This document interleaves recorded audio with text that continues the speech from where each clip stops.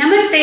భగవద్గీతలో 13వ అధ్యాయం క్షేత్రజ్ఞ విభాగ యోగంలో 15వ శ్లోకం. బహిరంతశ్చ భూతానాం అచరంచరమేవ చ సూక్ష్మత్వాత్తద విజ్ఞేయం దూరస్థం చాంతికే చ తత్. సో క్షేత్రజ్ఞుడి గురించి చెప్తున్నారు.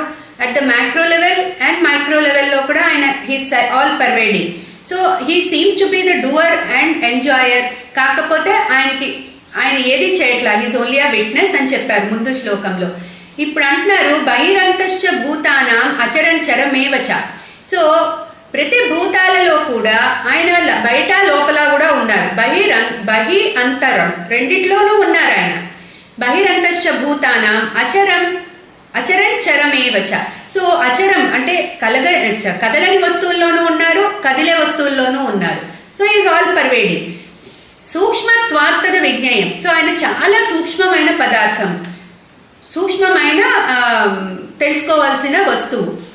జ్ఞేయం అంటున్నారు. జ్ఞేయం అంటే తెలుసుకోదగింది అదే, కానీ అది చాలా సూక్ష్మమైనది, తెలుసుకోవడానికి కష్టమైనది.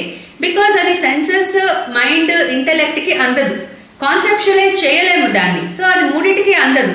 అందుకని చాలా సూక్ష్మమైనది ఈ క్షేత్రజ్ఞుడు. ఇప్పుడు ఏమంటున్నాడు? సూక్ష్మత్వాత్తద విజ్ఞేయం దూరస్థం. అది జ్ఞానం లేని వాళ్ళకి చాలా దూరంగా ఉంటుంది, ఎప్పటికీ తెలుసుకోలేరు వాళ్ళు. అట్లాగే జ్ఞానం కలిగిన వాళ్ళకి చాలా దగ్గరగా ఉంటుంది. ఇదే క్షేత్రజ్ఞుడు జ్ఞానం లేని వాళ్ళకి చాలా అందని పదార్థంగా ఉంటారు, జ్ఞానం ఉన్న వాళ్ళకి అందే పదార్థంగా తెలుసుకోదగిన పదార్థంగా ఉంటారు.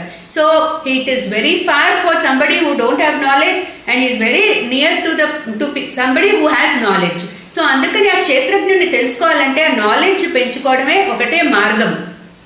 ఈ మొత్తం ప్రపంచంలో తెలుసుకోదగిన విషయం ఒకటే క్షేత్రజ్ఞుడు, అదే పరమాత్మ. తెలుసుకోవాలంటే జ్ఞానం ఉండాలి. సో అదే విషయం భగవానుడు ఇక్కడ చెప్తున్నారు. క్లీం కృష్ణాయ నమః.